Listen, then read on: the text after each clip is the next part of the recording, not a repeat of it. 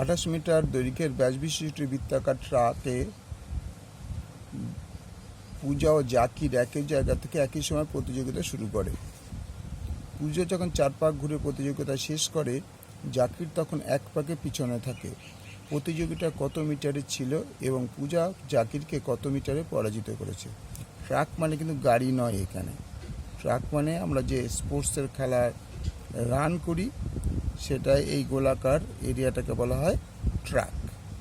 তাহলে এই ট্রাকটা হচ্ছে, ট্রাকের ব্যাসার্ধ হয়ে গেল আর একক, বলেই দিয়েছে ব্যাস। মনে করি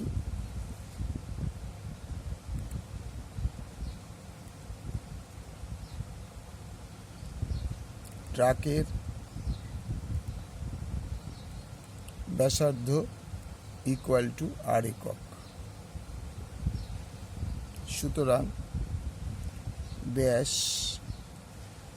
2r ইকুয়াল টু 28 মিটার বলেই দিয়েছে।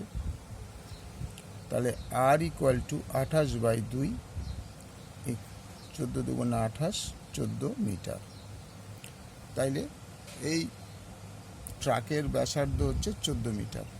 এবার আমার এখান থেকে পুজো একবার দৌড়বে, একবার এখান থেকে জাকির একবার দৌড়বে, পুরো 4 বার ঘুরে আসবে, তখন জাকির পিছনে 3 পাক ঘুরে শেষ করবে। তাহলে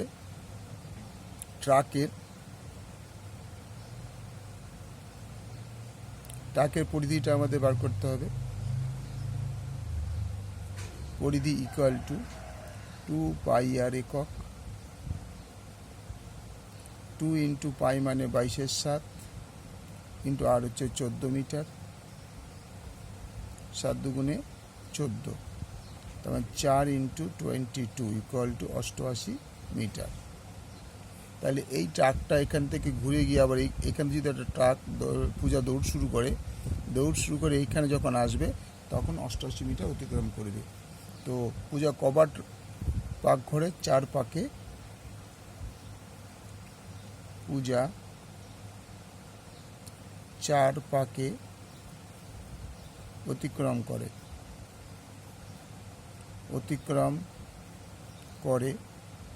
4 ইন্টু 88, 4 32, 2 হাত আমার 3, 4 32 আর 3 35, 352 মিটার। 352 মিটার। আর জাকির ক পাক করে? জাকির 3 পাকে অতিক্রম করে,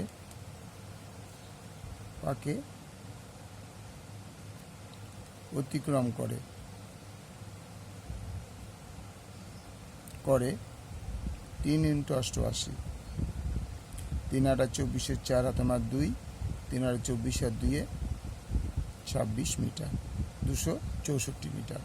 তাহলে পূজার 4 পাকে 352 মিটার যায়, আর জাকির 3 পাকে 264 মিটার অতিক্রম করে। তাহলে কত মিটার প্রতিযোগিতাটি কত মিটারের ছিল? প্রতিযোগিতাটা ছিল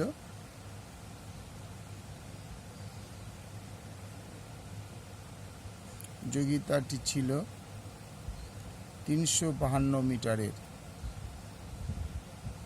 352 মিটারের।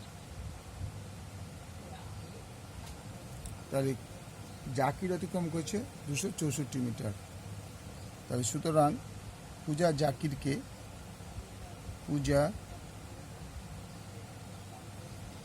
জাকিরকে 352 মাইনাস 264 ইকুয়াল টু 88 মিটারে পরাজিত করেছে।